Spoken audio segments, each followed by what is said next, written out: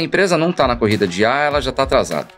Então as pessoas vão correr atrás de IA com um risco gigante de começar a ter outputs errados. As indústrias hoje, elas estão olhando muito mais para a IA, né, como só um facilitador, né? Eles estão pensando muito mais em shortcuts, né, em atalhos, do que pensar de forma estruturada o que vai ser feito como uma jornada, né? Para você executar, tem o dado da indústria e o dado do varejo. E Sim. nem sempre eles se conversam. O capitão é o plano, não é uma pessoa. E o que as pessoas pensam hoje? IA vai acabar com o meu emprego. Mas na prática não é isso que a gente quer fazer com IA. A gente quer fazer a IA fazer o que você não gosta de fazer. Rafael Andreatta é o atual Business Intelligence Director na Unilever. Um executivo focado em gerar impacto por meio da inteligência analítica. Ele é conhecido por temas como datafication e a importância de esquecer as médias e aprender estatística na tomada de decisões. Além de sua carreira em dados, Rafa Andreatta é a mente por trás do canal Geek, um espaço dedicado à sua paixão pelo universo geek. Encontra equilíbrio entre o mundo corporativo e o pessoal, valorizando o tempo em família. Luiz Augusto Castanheira é Global Sales and Trade Marketing na Frutti. Ele é mentor na comunidade Rumo também, trazendo consigo a experiência de quem construiu carreira em empresas como a Parmalat, Maquin, Castrol e GP Investimentos. Santista de coração, carrega o orgulho da sua cidade natal e é torcedor fiel do Santos. Sua vida é movida por duas paixões: a família, ele é marido da Renata e pai da Manu, e o esporte. Vendo nele sua terapia, ele abraça todo tipo de modalidade, garantindo que todos os momentos em família sejam ativos e memoráveis. Bem-vinda, bem-vindo. Você está no podcast Rumo. E essa é uma edição especial. Um conjunto de 5 episódios a respeito de trade marketing. Nessa edição, a gente vai estar recebendo por episódio 2 convidados especialistas neste tema.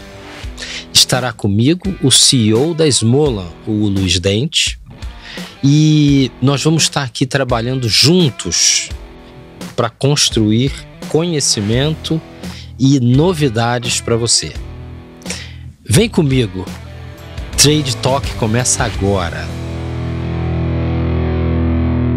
Então, a gente começa aqui falando sobre trade para você que é executiva, que é executivo e que tem que tomar decisões hoje para enfrentar crises e flutuações e mudanças de comportamento imprevistos que a gente está vivendo no dia a dia. Primeiro ponto que a gente vai debater aqui, quero trazer para vocês, são dados e a IA. O que está acontecendo hoje no mercado? Onde é que vocês estão, em que pé vocês estão e o mercado está na visão de vocês? Eu diria que o mercado, a parte de... O que está acontecendo no mercado hoje é o seguinte: a gente tem 2 cenários. Todo mundo está na corrida de IA. Se a empresa não está na corrida de IA, ela já está atrasada.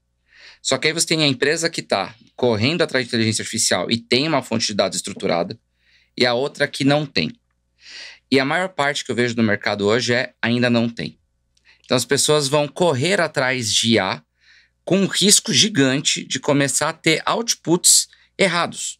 Então eu vou dar um exemplo muito simples. Tem várias fontes de dados no mercado. Você pode comprar um monte, você pode criar a sua, e você mesmo pode ter um monte de planilha diferente ali, cada uma com a resposta. Põe tudo no IA e pergunta para ela qual é o crescimento. Você pode ter 6, 7 respostas diferentes dependendo da ótica temporal, do tipo de arquivo, de como que o canal está. E mesmo que você tenha isso organizado, você também pode ter respostas diferentes. Enquanto você não estruturar a sua base de dados de forma que uma inteligência artificial consiga olhar para aquilo e tirar algum tipo de output interessante, você vai começar a colocar muito investimento, cobrar uma resposta e você vai se decepcionar com o IA, como algumas empresas já têm começado a sofrer. Perfeito. Como é que você vê o mercado, Dente? Eu vejo o mercado do ângulo aqui da esmola, né, que a gente tem um monte de clientes, né, trabalhando com dados e tentando trabalhar com IA. Eu vejo 3 coisas. Eu vejo a primeira, já todo mundo tentando usar, né, os dados de ponto de venda para tomar decisões, mas o incrível é que não tomam decisões, só auditam o que é feito.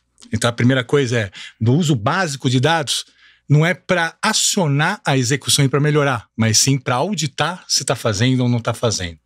Essa é a primeira coisa. Eles olham para trás ao invés de olhar para frente. E para olhar para o presente, que é onde a gente, de fato, tem que fazer as coisas acontecer do ponto de vista de execução. A IA, ela vem como uma alternativa para tornar esse caminho da informação até o promotor, até o vendedor, de uma forma muito mais rápida. Mas a verdade, né, como o Rafa estava comentando, é que ainda é preciso estruturar muito melhor os dados, em geral na indústria e nas agências, para que a gente consiga, de fato, fazer essa ação muito mais estruturada. Mas tem uma terceira coisa também, na minha visão, que acontece, que é para você executar, tem o dado da indústria e o dado do varejo. Uhum, e nem sempre eles se conversam, né? Então, para o varejista, ele está querendo uma coisa e está lendo uma coisa dentro dos dados dele, e a indústria está lendo outras. Então, a execução ela fica no meio desse caminho, que é um caminho que exige que a conversa entre a indústria e o varejo seja mais bem estruturada, perfeito, com os mesmos dados na mesa, antes de começar qualquer coisa com IA, na minha visão. Maravilha. Concordo 100%, né? O que o Rafa falou, o que o Dente falou.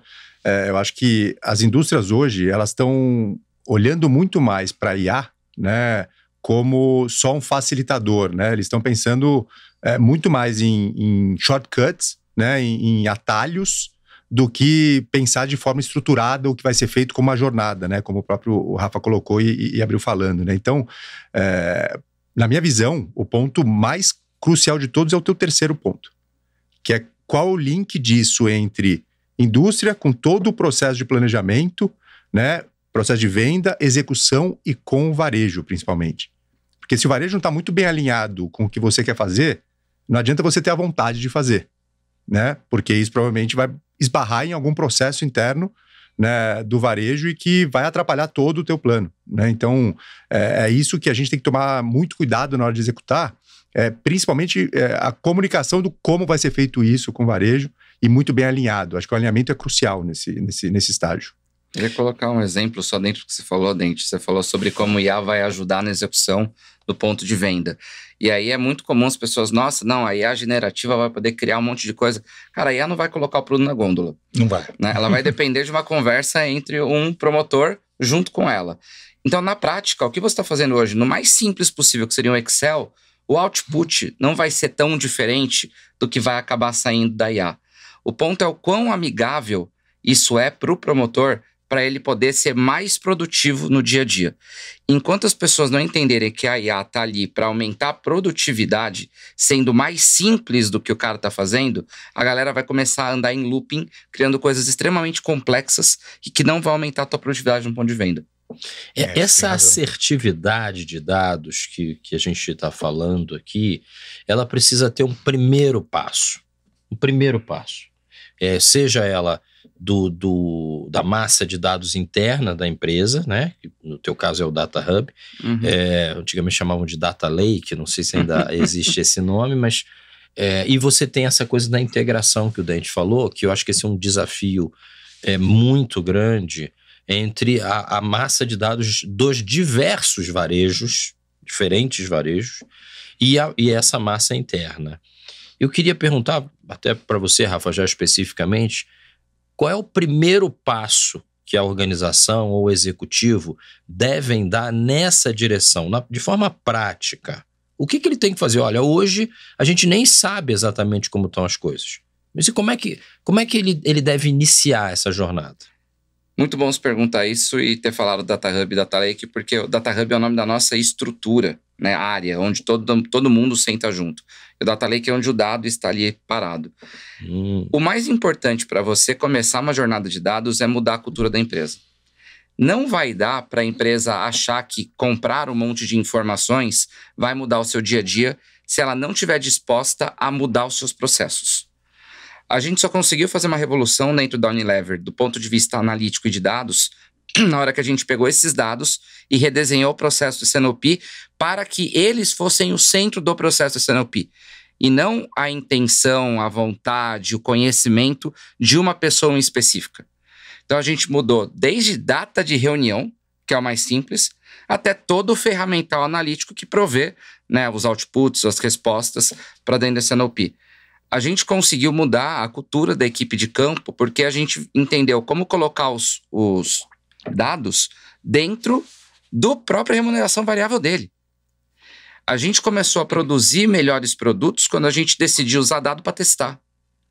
Então, você só ter o dado não leva a lugar nenhum. Quem faz a mágica acontecer com o dado é o negócio. Então, eu quero até ouvir vocês sobre essa posição. O que o Rafa está colocando é, você já tem um processo em andamento, que é o S&OP, que é um processo semanal, normalmente, e que ele está em andamento, mas ele vai meio aos trancos e barrancos quando você não tem dados confiáveis. E existem, às vezes, debates dentro da reunião sobre, puxa, esse dado que você está apresentando não é o dado certo, o dado do varejo está diferente do nosso dado interno, e aí a gente acaba não saindo do lugar. Então o que ele está dizendo é o seguinte, vamos pegar uma plataforma que já existe e vamos avançar nessa plataforma agora, nos concentrando em gerar essa massa de dados que é confiável e aceita por todos. Como é que vocês veem isso? Eu acho que principalmente, né, Rafa, o que você colocou é o grande desafio, né? O grande desafio é a cultura organizacional. Né? E eu vou falar aqui com um viés grande de vendas, né, dentro do negócio. Né? Todo vendedor, né, a maioria dos vendedores pensa que, de fato, né, o que está no campo é a verdade. E de fato é. Né? O que está no campo é a verdade, mas sem viés. Né? Esse é o grande ponto. Quando você traz uma informação, né, muitas vezes você está colocando emoção nessa informação. Né? Principalmente quando você vai discutir num processo de S&OP, demanda, enfim, e todos os leads que isso pode gerar. Né? Então, na minha visão, o mais difícil de tudo é você conseguir fazer com que as pessoas acreditem naquele dado e entendam, de fato, o que está saindo ali é real. Né? E óbvio, né, o principal de todos é que todos os dados, eles permitem alguma variação. Né? Você nunca tem um dado 100% exato, cravado. Né? Você tem, como você mesmo colocou, Rafa, na primeira parte, algumas variações que depende, o output ele depende muito do input. Né? Então, o ponto principal é conquistar as pessoas, né? E aí principalmente os clientes dessas informações com o dado que está lá. Eu acho que isso é crucial. E depois é natural, né? O dado conquistar, depois de você já ter conquistado, você conseguir fazer o negócio evoluir, é natural porque as pessoas vão ver que isso vai facilitar o planejamento, vão facilitar, e principalmente a ponta, no caso do vendedor, vai facilitar o relacionamento dele com o cliente. Né? E gerar menos ruptura, né? Gerar um melhor abastecimento, um melhor faseamento, enfim, uma série de coisas como essa. Sabe o que eu acho, Marcelo? Aí pegando o gancho dos dois, né? Esse ponto de cultura é uma palavra bem ampla, né? Então, e você vê que ambos estão colocando muito a dimensão de todos precisam confiar no mesmo dado. Mas o que o Rafa falou para mim também é importante na construção da cultura, que é ter as pessoas que sabem fazer as perguntas sobre o que de fato vai mover aquele negócio. O que eu vejo agora do meu ângulo, trabalhei 30 anos na Unilever, mas hoje eu tenho a possibilidade de ver muitas indústrias tentando fazer a execução. Né? O que eu vejo? Uma copiando a outra, no modelo do que quer ser executado. Ao invés de fazer as perguntas certas para o seu próprio negócio, do que de fato, né, vai mover aquela categoria, aquela marca. Essa pergunta ela é uma parte cultural. Né? Se o negócio ele se prepara e se estrutura para saber o que move, entende o que move, aquilo vira a hipótese que você vai confirmar ou não nos dados. E à medida que você confirme nos dados, esse dado se torna de fato confiável para você poder tomar as decisões, se planejar direito, colocar para o vendedor executar exatamente aquilo que você quer, para o promotor executar exatamente aquilo que você quer. Né? Hoje, as indústrias todas querem executar tudo. Né? Quando, minha opinião, tem muita coisa que as indústrias querem executar que talvez não seja exatamente o que move o negócio, talvez não seja exatamente o que lá dentro da reunião de planejamento vai falar que vai vender 100 ou vai vender 50. Então, eu acho que tem o elemento cultural será que a gente tem gente capacitada para fazer essas perguntas? Como que a gente capacita essas pessoas para fazer perguntas? Né? Eu gosto dessa oportunidade de ter um programa de trade marketing exatamente por isso. Né, para criar essa cultura. Que perguntas nós temos que fazer? E até abro para vocês, né? Acho que vocês fizeram bastante perguntas aí nas empresas de vocês. Como que funciona isso? Tem um ponto importante na definição das perguntas, que é a proximidade com o negócio. A pessoa que opera dado, normalmente, ela não é uma pessoa que tem o conhecimento de negócio. Ela tem o conhecimento ou de programação ou muitas vezes de estatística, porque ela tem que criar algum tipo de modelagem. Então, se você não colocar alguém que tem um conhecimento de negócio perto dessa equipe, o cara de programação vai querer fazer algo difícil. O cara de estatística vai querer aprofundar sobre o que ele acha divertido de ver e que não necessariamente é o que é importante para o negócio naquele momento. Então, o cara do negócio guia isso. Eu acho que isso que foi que deu muito certo na Unilever. A gente teve uma equipe multifuncional dentro de dados. Nem todo mundo ali era um programador de Big Data. Muita gente ali, ela veio do negócio, veio de trade, veio de supply, veio de marketing. Sim. Conhecia um pouco do que as pessoas queriam como destino. E hoje, né, nas reestruturações que a gente fez dentro da empresa, a gente colocou as áreas de dados mais fragmentadas dentro de cada unidade de negócio, reportando dentro das estruturas de inteligência, né, que antigamente eram de market performance, que a gente chamava. Então, isso aumentou muito a qualidade dos outputs do dado, porque a pergunta está sendo bem feita no início. Perfeito. Acho legal. Que é por aí mesmo. Eu complementaria, né, o que o Rafa falou, né, com a tua pergunta, dentro de, né, essa solução que vocês colocaram na Unilever é perfeita, né? Você coloca dentro do negócio justamente para cada um ter o output necessário para o seu negócio, porque na Unilever tem negócios distintos, são coisas que, e pegando o gancho do que você falou, de uma indústria muitas vezes quer copiar a outra, né? E com isso você acaba perdendo a riqueza da essência dos dados, né, e de como usar os dados via IA ou de alguma outra forma, que é a personalização.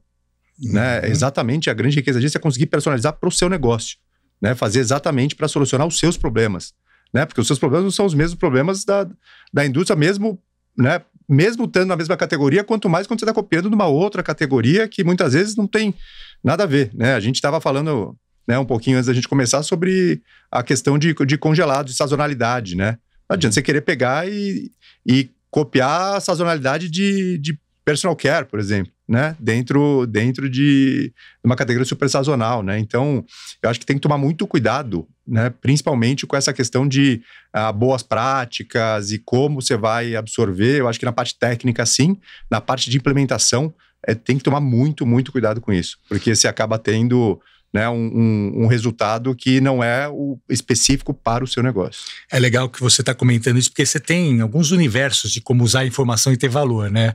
Um é, de fato, que informação que eu preciso para planejar melhor minha demanda, produzir melhor, né, de uma forma mais eficiente para ter um nível de serviço melhor com o varejista. Essa é uma informação. Mas a outra outro tipo de informação é de que forma e quais as informações que eu preciso para agir no ponto de venda para ganhar muito mais clientes, mais consumidores, vencer meus concorrentes. Então são universos diferentes que exigem perguntas diferentes também, né?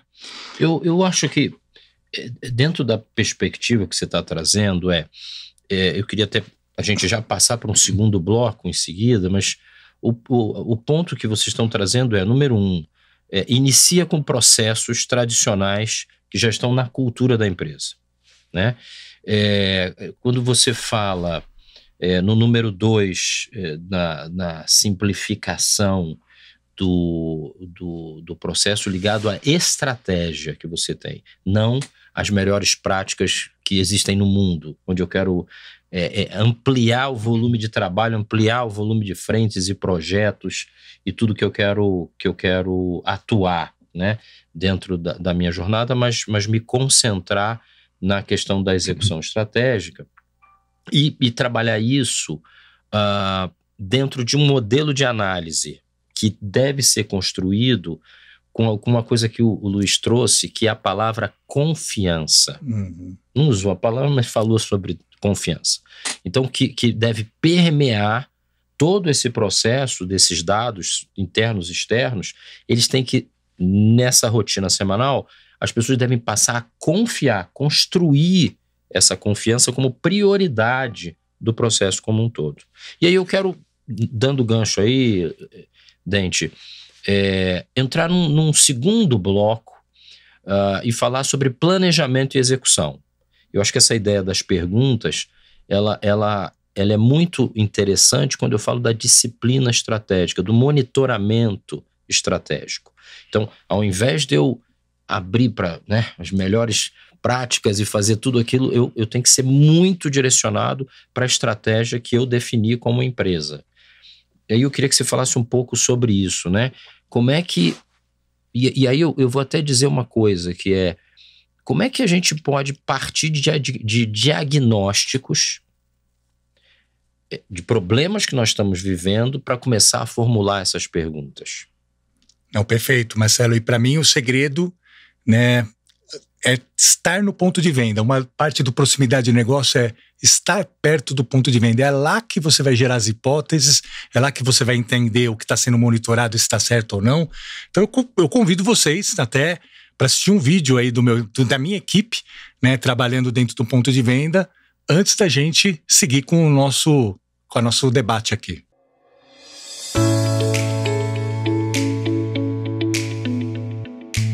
Boa tarde, pessoal. Meu nome é Natália. Eu sou analista de inteligência. Estou na Esmola há 5 anos. Esse aqui com a gente é o Kaique, da operação de Galo. E a gente vai contar um pouquinho para vocês o funcionamento de tudo isso para os clientes e como funciona essa tecnologia. Bom, todo mundo sabe que a tomada de decisão assertiva e rápida é o fator determinante de uma operação de sucesso. O que as pessoas não sabem é como funciona tudo isso.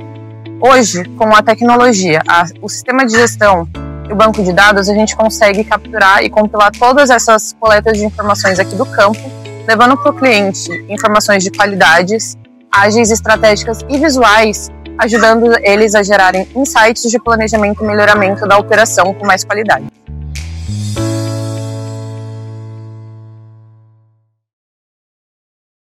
Então, como vocês viram, né, a tecnologia, os dados que estão sendo colhidos no ponto de venda já estão sendo usados pelas indústrias, né, do ponto de vista do que executar dentro do ponto de venda. Mas, como eu falei até no começo, muitas indústrias ainda usam esse dado para auditar e não aproveitam tudo, né, o que a gente pode enxergar dentro do ponto de venda como melhores hipóteses para fazer melhores perguntas sobre como executar, sobre como planejar.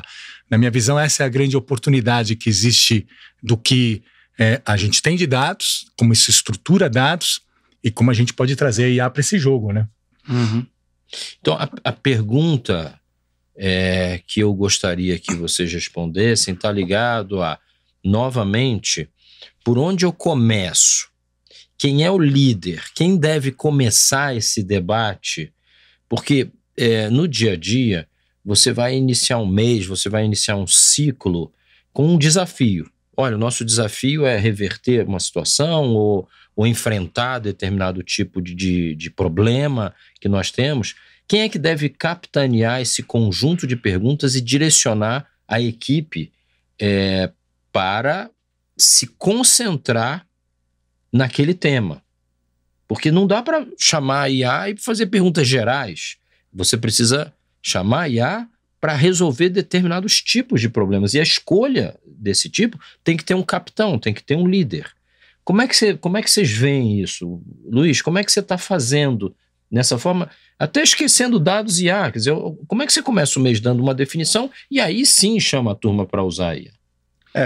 O pontapé inicial, né, Marcelo, tem a ver com o que a gente já comentou aqui nessa mesa, né, que é o início do processo de planejamento, né? Acho que parte tudo do planejamento, né? O Dente colocou agora, muito bem colocado, que tem muita gente que não está retroalimentando o processo com os dados da ponta, né? E isso é crucial, para que o processo em si evolua, né? Então, respondendo diretamente à tua pergunta, tudo começa com planejamento, né? Pode parecer óbvio, né? Mas muitas vezes na aplicação isso pula-se, né? Essa etapa, e você vai direto para a execução, né? E você esquece justamente de retroalimentar o processo de planejamento com esses dados que foram colhidos, né? Então, na minha visão, é crucial ser capitaneado justamente pela turma que está cuidando de todo o planejamento, seja de demanda, de produção, enfim, de tudo que vai percorrer aí ao longo do mês. E óbvio, né, você colocou como um gancho o início do mês, mas o início do novo ciclo, ele está muito anterior ao início do mês, né? É importante você rever não só o ciclo de curto prazo, mas o ciclo de médio e principalmente de longo prazo. Porque tem muita coisa, muito dado que você está colhendo, que muitas vezes não vai te trazer uma consequência no curto prazo, mas vai te trazer uma consequência mais longa. Então, se você não ajustar toda essa curva, né, você pode estar incorrendo num erro de médio e longo prazo, principalmente. Eu acho que eu posso ajudar até a tangibilizar as coisas da minha visão aqui de execução, ponto de venda mesmo para a direção do que vocês estão falando de planejamento. Vou dar um insight, né, do que é essa retroalimentação, né? Uma coisa é você ter um padrão de loja perfeita e naquela loja que a gente viu ali, talvez naquela loja, aquele padrão não seja o mais efetivo para você ganhar naquela loja não seja efetivo para você conquistar novos clientes e consumidores. Talvez seja um outro padrão. Eu imagino que a IA ela vai nos permitir análises muito mais específicas, loja a loja, para personalizar, inclusive, né, como que você, né, determina o padrão que tem que ser ali, né? Acho que essa é a grande conquista que pode vir de uma análise estruturada de dados, uma IA permitindo, assim, aqui o planograma tem que ser assim, o promotor tem que receber a mensagem e tem que executar aquilo. Agora, na hora que você vai para esse planejamento central, à medida que você muda as lógicas de planejamento e de padronização por cada uma das lojas, isso também tem que mudar lá na forma como a gente planeja a demanda, como a gente planeja as negociações.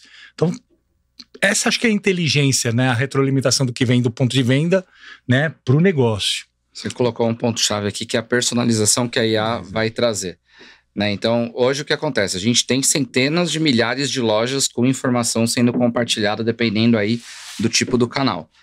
Você trabalhar 100 mil pontos de venda, do ponto de vista analítico, é difícil culturalmente. Todo mundo está acostumado com média. No máximo, uma média com desvio. Ninguém começa a clusterizar, entender que esse grupo de lojas é diferente desse outro grupo de lojas.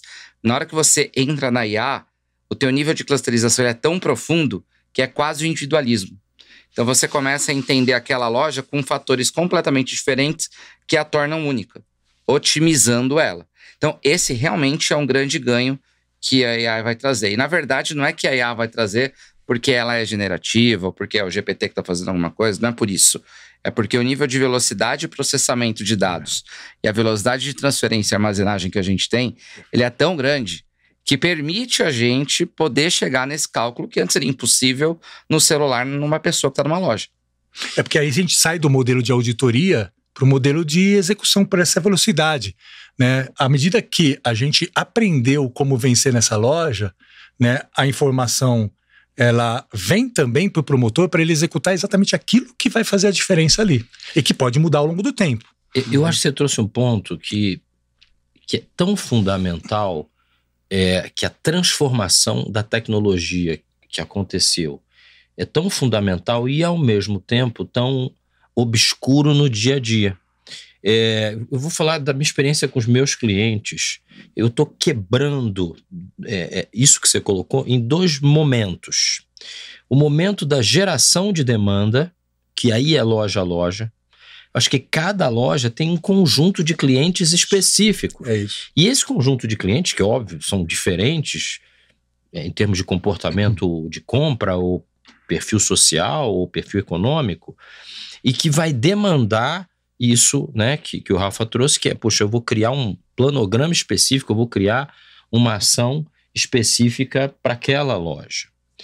Mas, ao mesmo tempo, na minha relação com a rede, eu não devo trabalhar com médias. Mas existem outras aplicações de IA que aí rodam no varejo que vão gerar um abastecimento automático daquela loja, respondendo à geração de demanda diferenciada. Então, isso não está na indústria. Tem um meio do caminho aí, que é a gestão automática de abastecimento, que, enfim, que também tem IA e também tem previsibilidade de demanda, que está associada a enfrentar a questão de estar conectado ao planejamento. Achei maravilhoso que o Luiz colocou. O capitão é o plano, não é uma pessoa. Eu acho que o diretor deve ser o guardião. O guardião, mas o capitão é o plano. Não é porque às vezes o diretor acorda, né? Tomou um banho, teve uma ideia, foi num evento, teve outra ideia, e aí deixa a equipe maluca com ideias semanais diferentes. Sim. Agora, o plano não. O plano está escrito, está definido. Agora, eu entendo que nós temos 2 pacotes de processamento, que é o processamento de geração de demanda, onde a indústria está cada vez mais no comando com o trade, mas o pacote do varejo, de atendimento e abastecimento, que também vai fazer parte dessa massa de dados, que vai definir com clareza como enfrentar os problemas de execução. Como é que vocês veem essa questão? Eu ia colocar mais uma pitada, né? Acho que o objetivo disso tudo, tanto para o varejo, eu ia comentar justamente a questão do varejo, que é a intersecção disso tudo, né? O objetivo tanto da indústria quanto do varejo é reduzir ruptura, aumentar a venda, né? Ganhar novos consumidores, novos clientes. Isso é claro, não muda há anos e acho que nem vai mudar, né?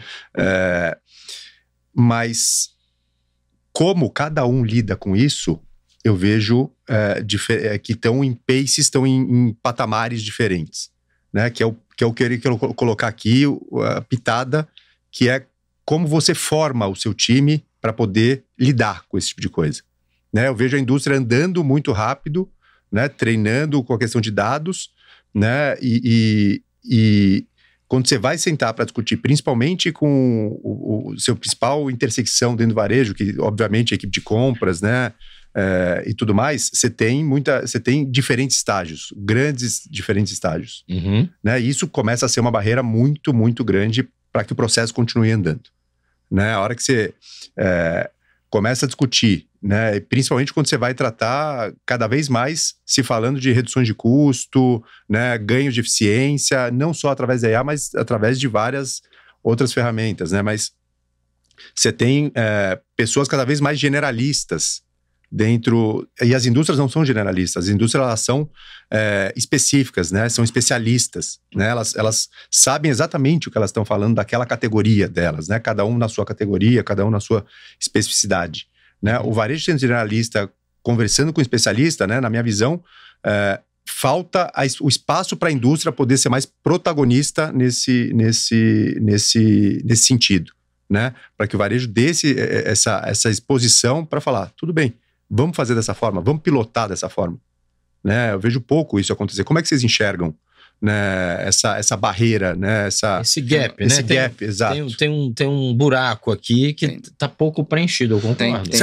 Eu tenho uma hipótese sobre isso, que é assim, perceba que assim, você, numa atividade de venda para o varejista, você tem uma parte que é a negociação, das condições que você quer estabelecer sua categoria, sua marca com aquele varejista. É uma negociação que tem que ser estruturada para que ambos tenham, né, a visão dos benefícios que pode sair daquilo lá. Em geral, hoje a indústria tem um nome para isso, que é o JBP, o Joint Business Plan. Em geral, esse deveria ser um instrumento de conexão, estruturação do como que nós vamos trabalhar com você, indústria e varejo. Ele deveria ser bacana, deveria estar bem estruturado. E você tem a operação, que nem sempre vai estar seguindo exatamente a lógica que foi construída aqui dentro do JBP, porque dentro da operação e dentro de uma lógica loja a loja, muita coisa pode acontecer diferente das premissas que foram adotadas naquela negociação.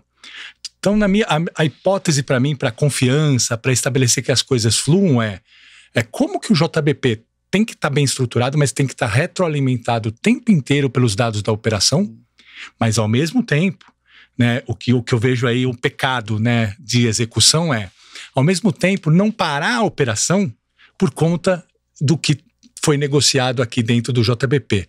Boa parte das indústrias perdem muito, e varejistas perdem muito tempo na mesa discutindo, enquanto a ruptura está correndo solta, a perda de competitividade está correndo solta, porque não entenderam o processo de retroalimentação JBP e o que está acontecendo na prática loja a loja. Eu vou te dizer, e falta um elo ali no meio, que para mim é sistema. Também. E é muito difícil de conseguir acertar isso no varejo brasileiro por conta da fragmentação, seja da indústria ou seja do próprio varejo. Então, pensa que você mostrou aqui no vídeo, né, pra gente, a pessoa lá com o sisteminha, marcando o que tinha, o que não tinha. Cara, se um item que não tem ali, o cara tá dentro da loja. Ele viu que tá faltando, sei lá, o azeite tradicional. Aí ele podia ir lá no fundo da loja, falar pro cara, pede para enviar aqui do CD pra loja para eu poder ter.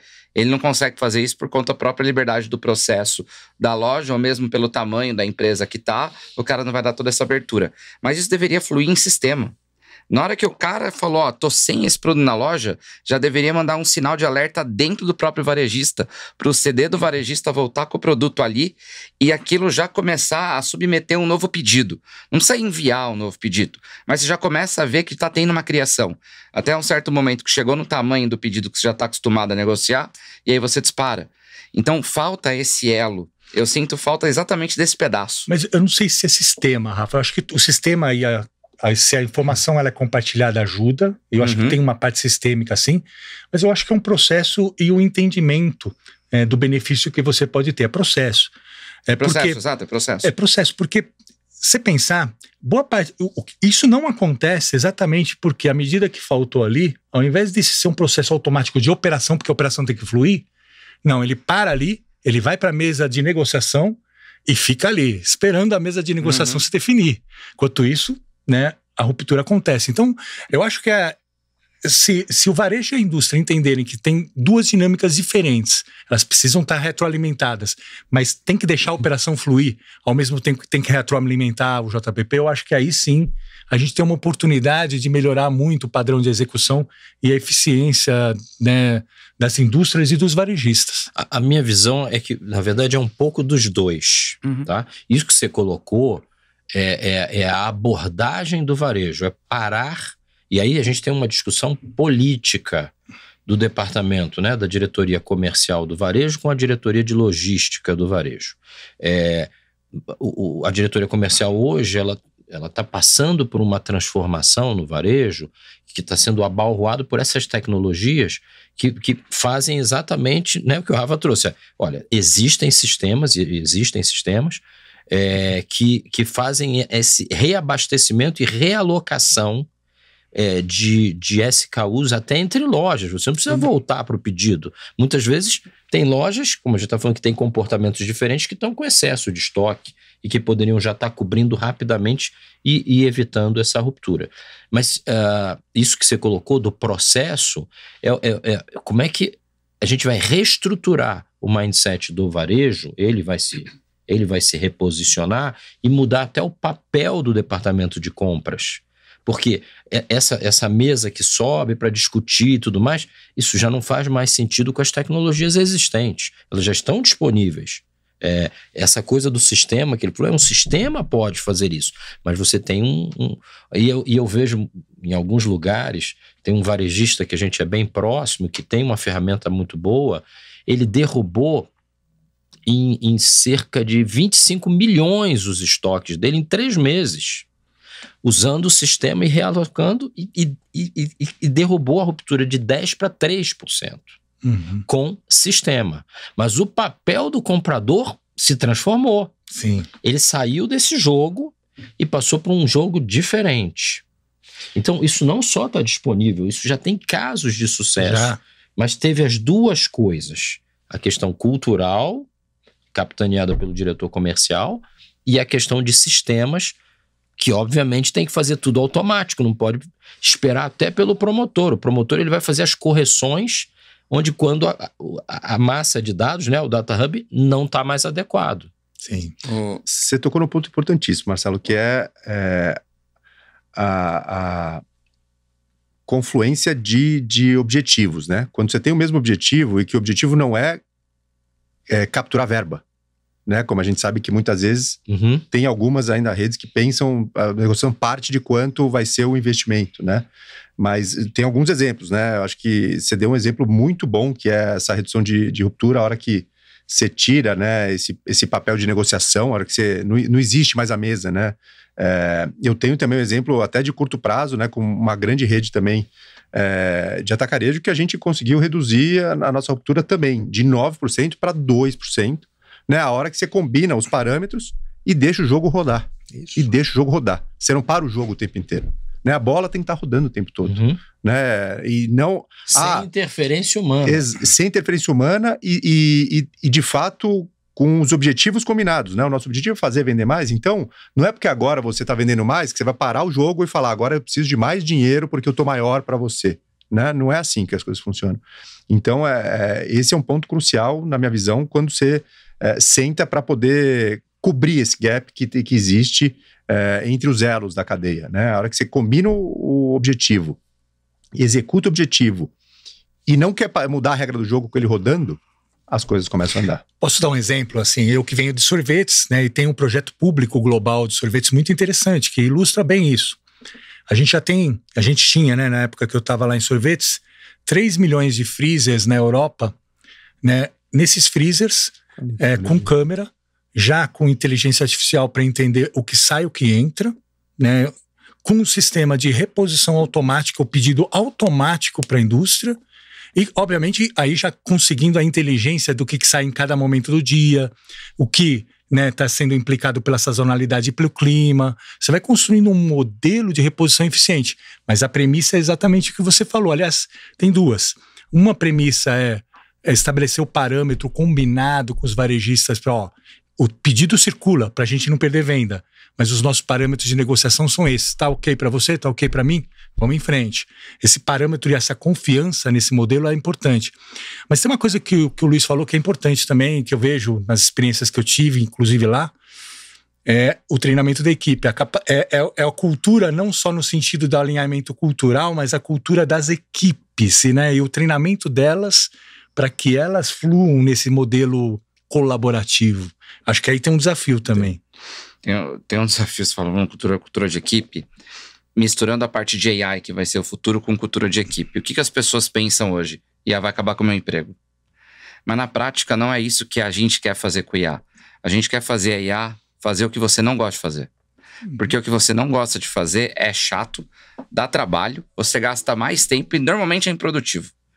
Então, a partir do momento que a indústria começar a entender que a IA está ali para fazer o trabalho chato, as pessoas vão começar a ver a IA com outros olhos e vão começar a abraçar aquilo. Então, o que um vendedor não gosta de fazer? O vendedor não gosta de fazer apresentação em PowerPoint. Também. O vendedor gosta de conversar. Eu gosto de negociar, gosta de fazer planejamento, gosta de ter uma ideia, pensar em estratégia. Não ficar fazendo slide bonitinho.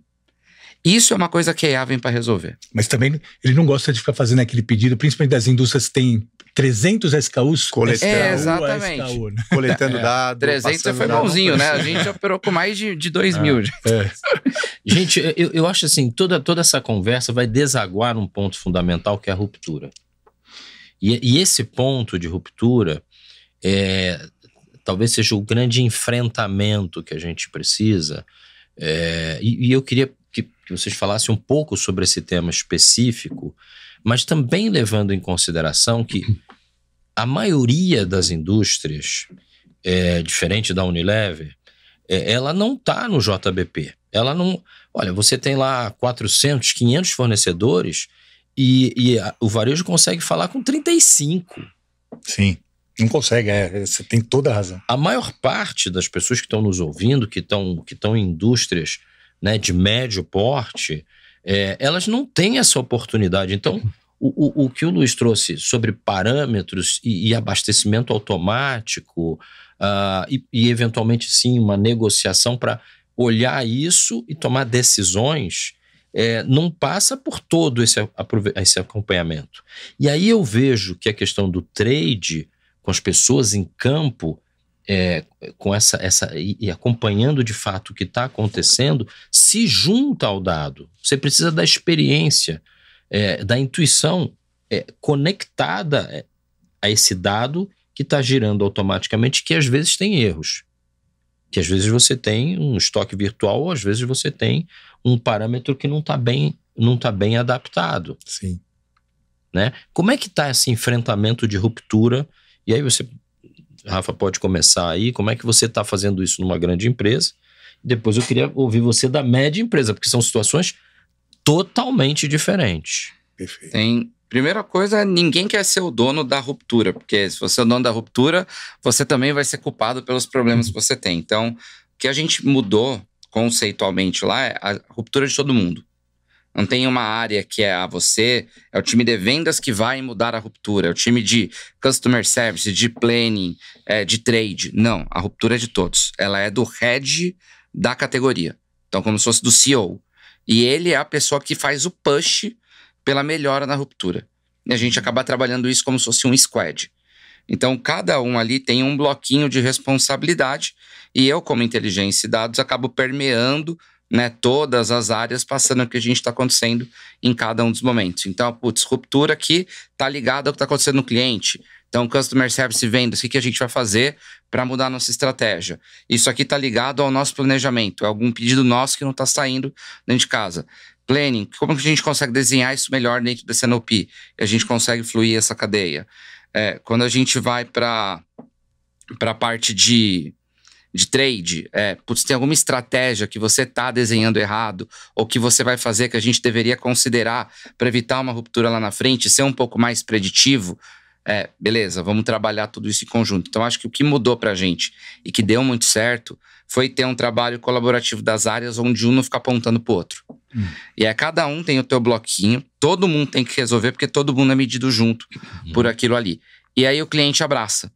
Porque o cliente vê que não é só o cara indo lá bater, falando, olha, você tá com problema de estoque virtual, tua loja tá com uma execução ruim, e você chega no cara com muito mais profundidade, né? Inclusive já teve caso de eu apresentar a ruptura para cliente e eu plotar, né, todas as lojas do cara e entender que na real é um problema logístico que o cara tinha, porque as lojas perto do CD eram excelentes, as lojas longe do CD não eram tão boas assim.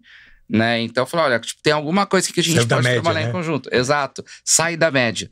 E você falou de JBP, os JBPs que a gente faz com os clientes, os principais, a gente não leva você tá crescendo 10%. A gente fala, você tem 20 lojas que estão caindo. Perfeito. Você tem 15 lojas que estão de 0 a 5. Você tem 40 lojas que estão de 5 a 15.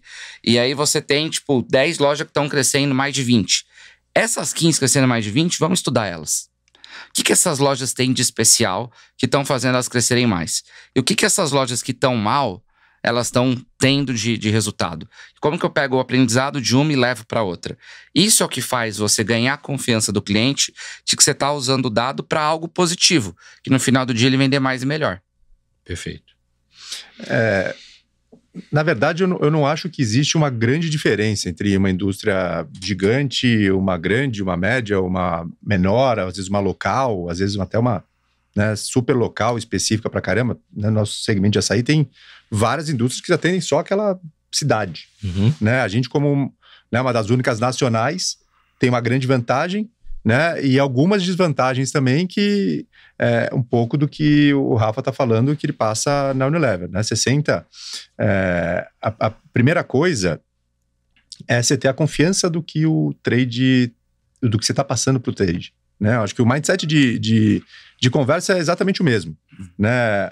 Obviamente, o JBP está lá para 20, 30 indústrias no máximo, de várias categorias, normalmente, justamente porque você conseguir abranger mais categorias dentro do todo, mas você consegue ter conversas de JBP que não são um JBP super estruturado com todas as áreas do cliente, provavelmente, né? Então, você consegue, dentro da mesa de mensal, semanal de conversa, trazer esses mesmos KPIs, e o mindset é exatamente o mesmo que você falou, né?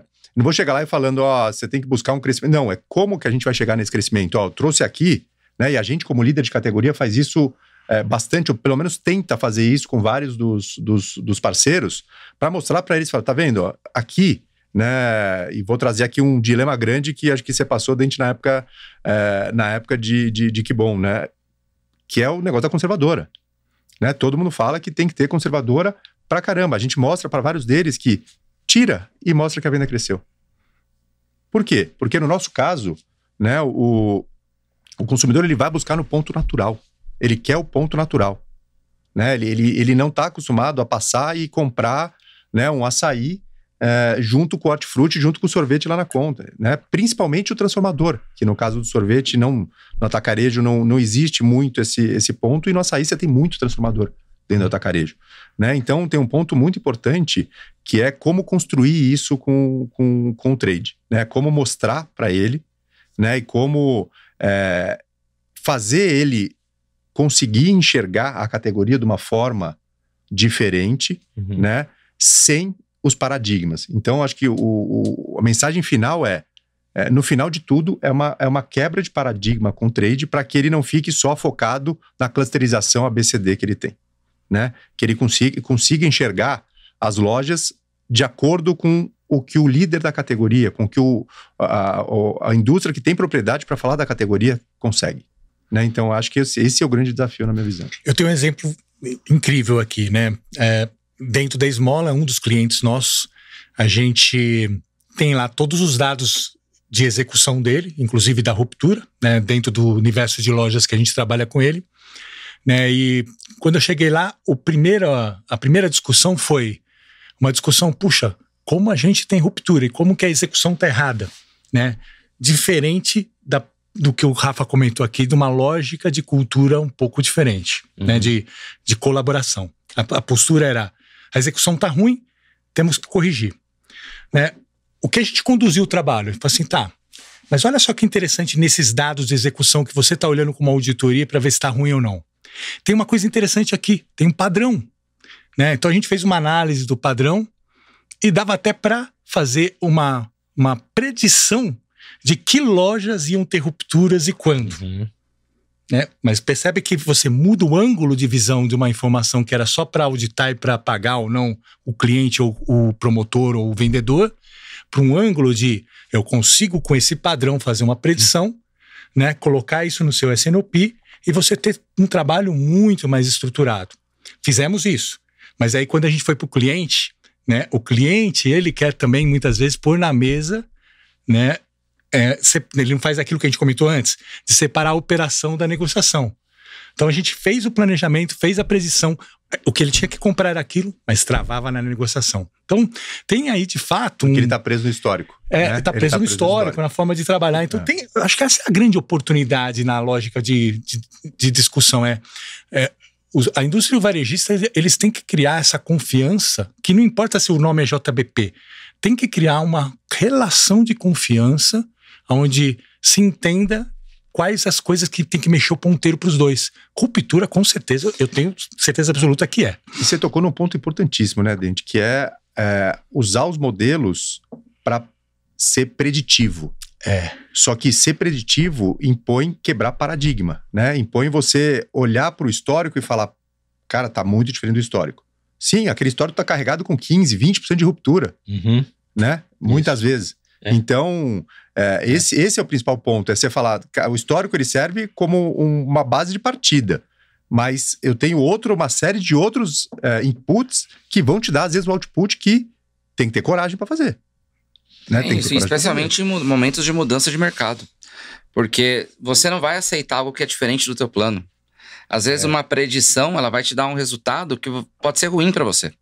Dependendo do que é. Para corrigir ruptura, tudo bem, isso vai ser bom. Mas se a predição ela estiver mostrando que excesso de estoque, né? O teu market share tá mudando, e tá mudando por algum motivo que você não entendeu bem o que é, a pessoa vai contra aquela tendência, né? E é muito difícil ainda para a alta liderança de muitas empresas poderem pegar aquele número e falar, peraí, eu preciso fazer alguma coisa. Ao invés de, não, isso tá errado. Óbvio que você criticar o dado, você colocar aquilo na frente falando, olha, tem uma barreira aqui, é muito mais fácil do que você, peraí, me explica, isso está acontecendo em todos os lugares? Por quê? Qual é o driver? O que você sugere que eu deveria fazer diferente para isso mudar? Se a indústria e o varejo entendem isso, porque pode ser os dois lados. Pode ser que a tua predição está dando que o varejo vai cair, porque ele está perdendo para outro canal. E como é que você vai explicar isso pro cara? Né? Que, olha, a gente precisa fazer algo drástico aqui para mudar. E esse drástico significa, talvez, redesenhar uma gôndola inteira. Ou significa mudar o posicionamento daquela loja naquela região. Então é muito difícil pegar essas vertentes que os dados trazem com a predição. Mas na tua experiência, né, você conduzindo esse trabalho fantástico que você vem conduzindo, você falou várias vezes hoje aqui sobre a média, né, e a informação capilar, né? Na minha visão, boa parte do não entendimento quando você é confrontado numa predição é porque vem uma análise de média.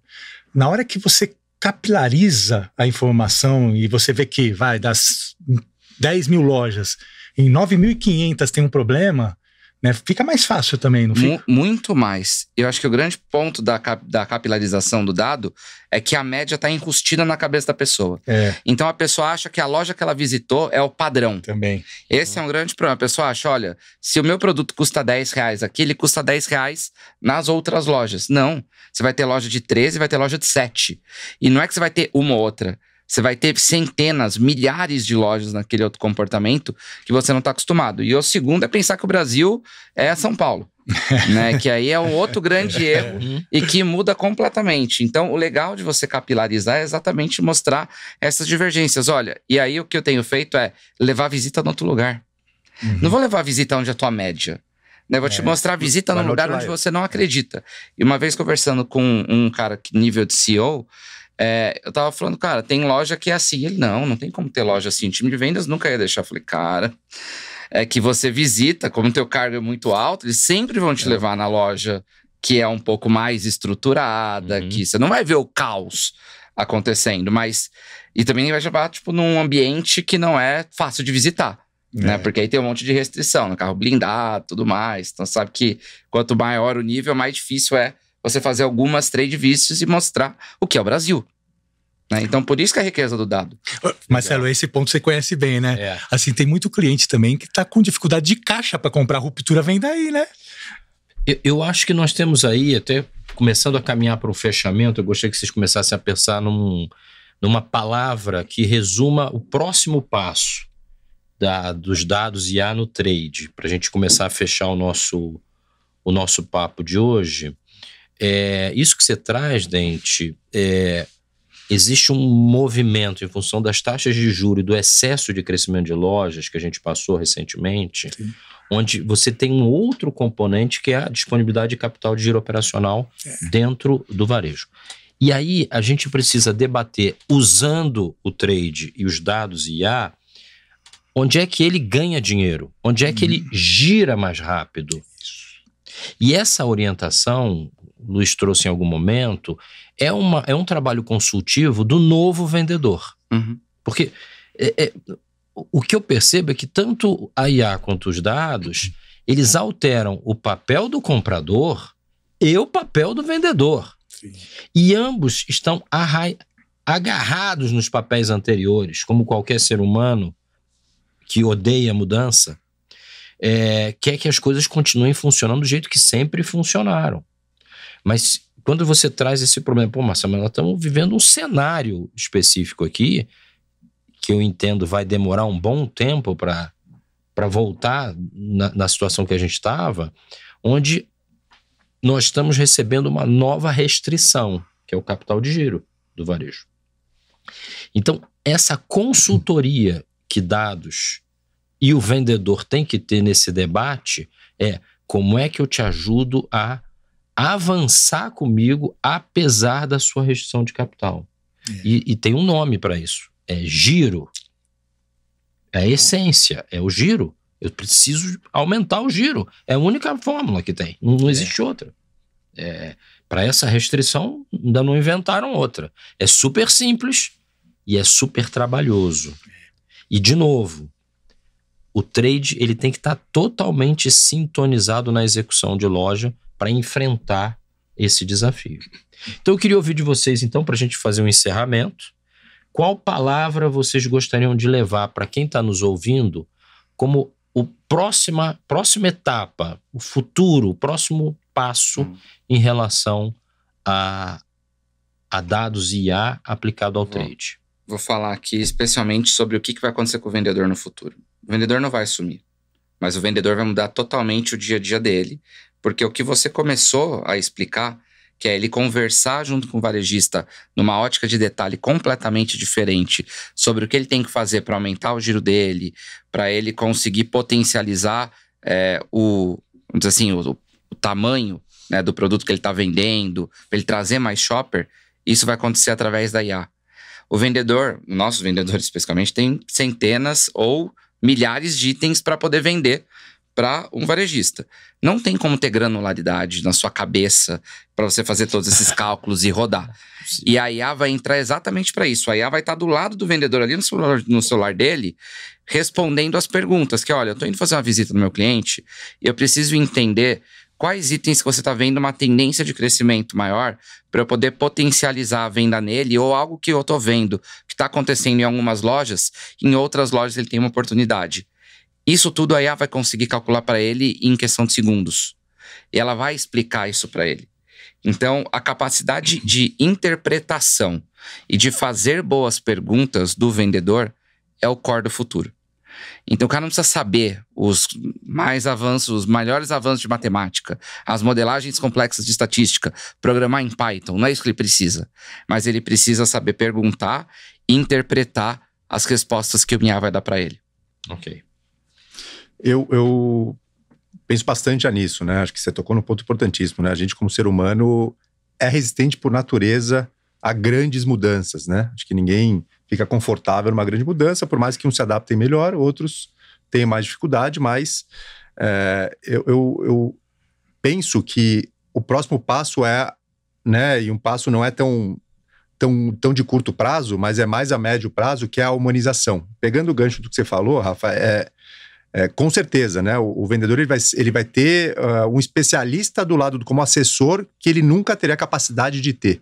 Nem que ele tivesse 48 horas por dia mergulhado nisso, ele não ia conseguir trazer, porque é de fato uma velocidade de processamento muito grande e com especificidade, com personalização muito grande, né? Mas como passar a mensagem, né, para esse cliente, como conquistar esse cliente e conseguir vender de fato, que é o papel, né, do vendedor, né, e principalmente para poder abastecer o trade e fazer, né, um bom negócio, é que vai ser o ganhador do jogo. Porque o dado todo mundo vai ter. Vai ser fácil. Né, o dado vai ser fácil. Como você consegue entender o seu cliente, de que forma que você vai passar essa mensagem para ele, é que vai ser o decisor entre ganhar ou perder o jogo. Na minha visão, a palavra é do que vai acontecer, porque, e já está acontecendo, é eficiência. Eu acho que vem uma eficiência de tempo, uma eficiência de custos, uma eficiência da forma como as indústrias e os varejistas vão trabalhar aqui, né? Não vai ser todo mundo que vai conseguir perceber isso rapidamente. Eu acho que algumas indústrias vão sair na frente, alguns varejistas vão sair na frente. As indústrias e varejistas que primeiro compreenderem que precisam ser colaborativos e deixar a operação fluir, vão ganhar uma eficiência tão rápida com o uso de IA, na minha visão, que eles vão nadar de braçada. Aí, depois disso, vem os outros atrás, né, se tiverem tempo para fazer isso. Então, a minha visão é de que o ganho de eficiência ele é grande, que vem com o IA, e quem colaborar primeiro ganha o jogo. Muito bem. Gente, eu quero agradecer, né, o tempo de vocês, a presença, a inteligência, a experiência, que eu acho que esclareceu e abriu caminhos de reflexão e debate para quem nos ouve. E para você, né, que a gente que faz esse programa, você é o motivo da gente estar aqui, quero agradecer e convidar você para assistir próximos episódios da série Trade Talks. Obrigado e bons negócios.